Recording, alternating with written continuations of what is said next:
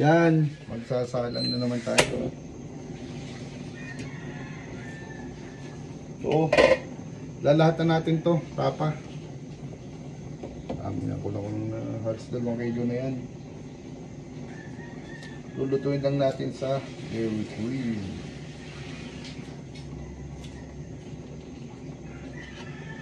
Yun.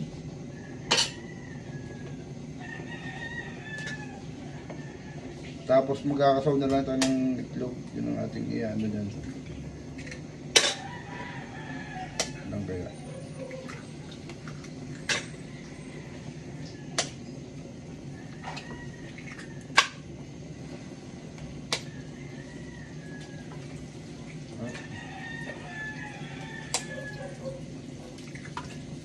Ba.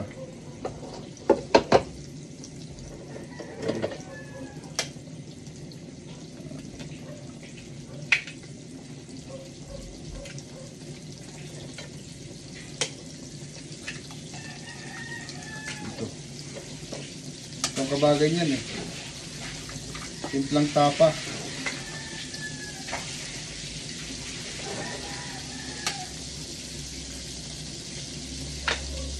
Sampu na gagawin natin para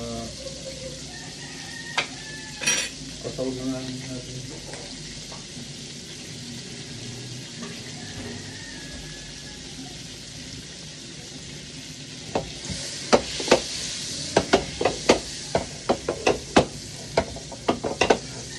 Oh, ayun na ako sa.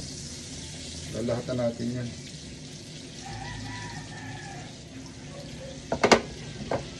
Tapos, ito. Pampang itlog, kakasawin natin.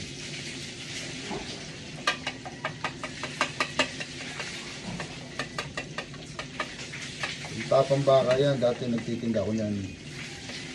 Timpla. Tapos pa-order. Nalagay sa ano.